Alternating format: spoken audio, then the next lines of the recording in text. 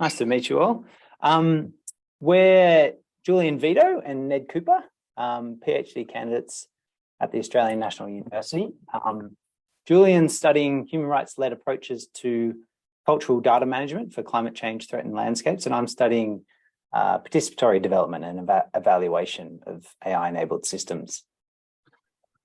And both of us are lawyers, and we're interested in the proposed EU AI Act as an example of legislation that is specifically formulated to regulate the rapid advances in AI technology, which contrasts with the situation here in Australia where governments have relied on existing laws to regulate AI. And today, with all of you, we're keen to prompt discussion about the EU's approach to inform the position here in Australia. Before we go any further, I'd just like to acknowledge the country that I'm calling in from. I'm calling in from Wodjamuk, otherwise known as Rottnest Island, part of the lands of the Whadjuk Noongar people, who have maintained their connection to this place despite its use in colonial times as a place for the imprisonment of Aboriginal people.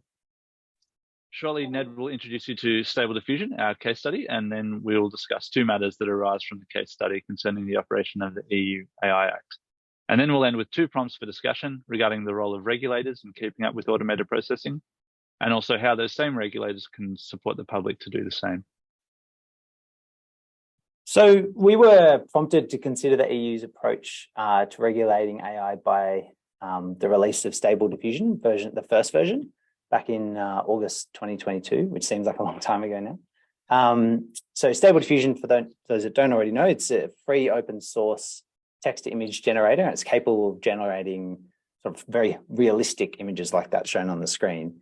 It's not the first text-to-image generator. Others have included DALL-E 2 by OpenAI and Midjourney, but it is notable because the model's quite small and it has relatively low computing needs, and it's also open source, so open source code and weights, meaning almost anyone can really run the model from home. And unlike other systems like DALL-E 2, Stable Diffusion doesn't have any limitations on generating images of people that are named in the data set. Instead, the release of Stable Diffusion was accompanied by what's called a Creative ML Open Rail M license, which prohibits certain nefarious uses of the model. And these open and responsible AI licenses are new and relatively permissive AI-specific licenses. They aim to sort of balance open access, use and distribution of the models and artifacts with some use-based restrictions to promote responsible use. But users of Stable Diffusion quickly started sharing images generated with the model that clearly violate the use-based restrictions. So there's things like pornographic images, some portraying real people on sites like 4chan and Reddit. And so Stable Diffusion's proposed self-regulatory model may actually conflict with the EU AI Act when it passes into law. And the Act itself forms part of Europe's long history of leading the regulation of new technologies, including attempts to regulate automated decision-making, which France was doing back in the 1970s. And then more recently, the EU's General Data Protection Regulation, which had a global and groundbreaking influence on data protection and privacy. So following in the footsteps of the GDPR, the draft EU AI Act focused specifically on regulating AI. And I'd like to highlight two aspects of the operation of the EU AI Act. Firstly, the types of technologies it will regulate according to their associated risk levels. And secondly, the regulated parties. So the Act applies to any technology system that meets the two criteria outlined here on the slide, namely that they employ machine learning approaches and generate particular outputs or decisions.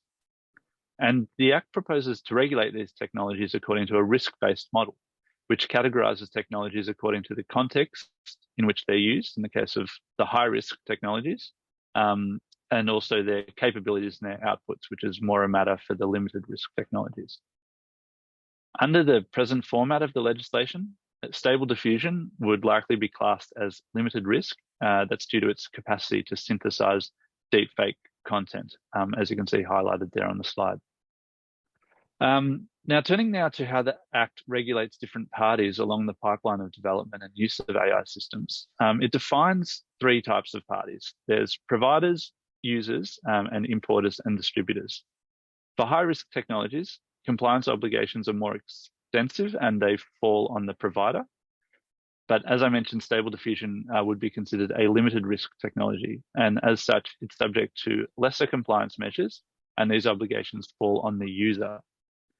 Now, the obligations on users of Stable Diffusion can be described as transparency or disclosure obligations, and they'd require any user to disclose that the content has been artificially created or manipulated.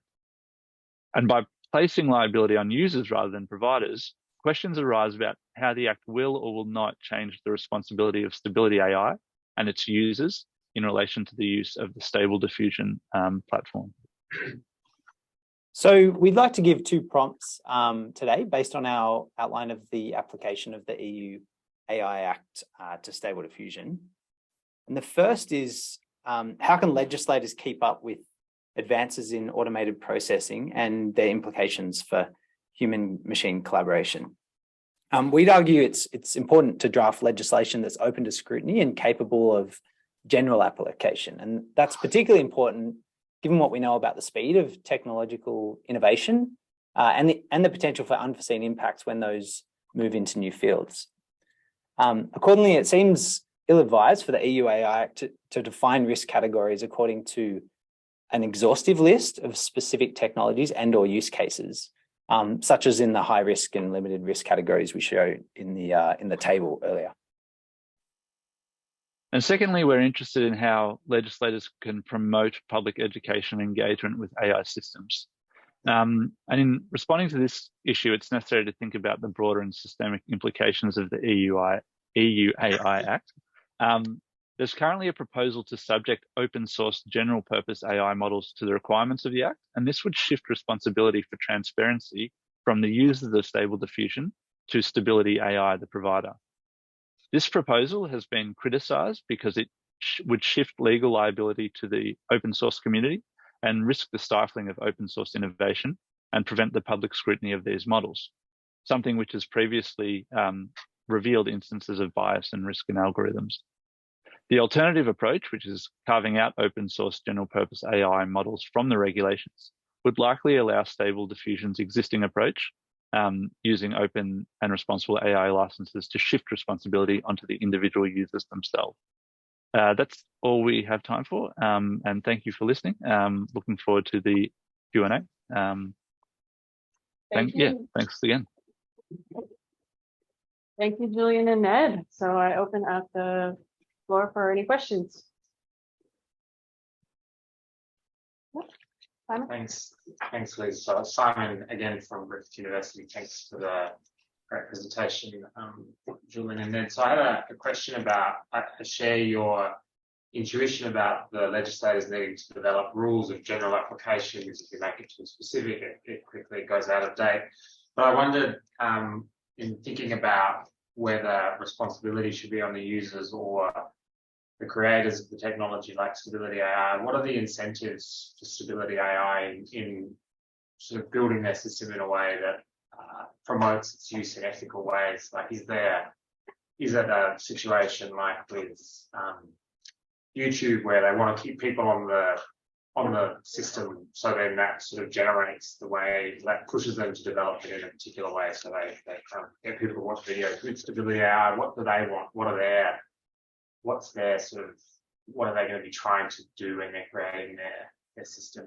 How are they making money? Is it sort of just the good of the community?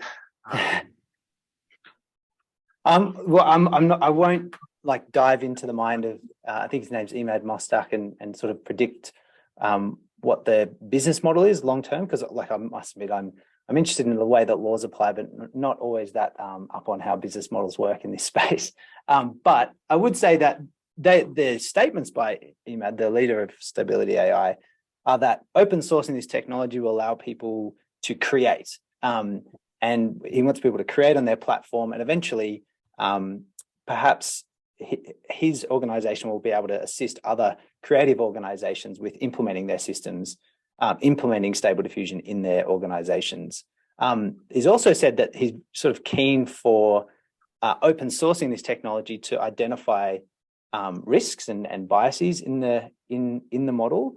And I would note, like the second version of the model did have some changes from the first. So they removed a number of data points from the data set that it was trained on, which included, some of the pornographic images that resulted in very, nefarious uses of the model further downstream. So those are the stated reasons, I think, for open sourcing it. Is sort of this, there's some idea of what the business model for the organization might be, and then also some idea about some of the beneficial sort of interrogation of the model. I would say, though, that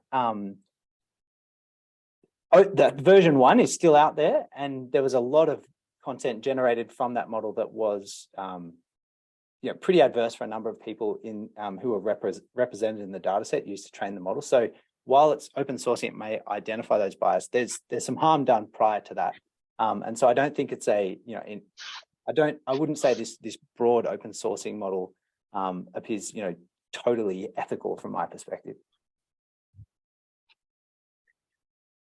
Okay, in principle, that's all the time we have. Is there anything online, Kathy? No, there's not, but thank you for checking. Okay, thank you very much. All right, thank you so much. Let's thank Ned and Julian again for their talk. Thanks, everyone.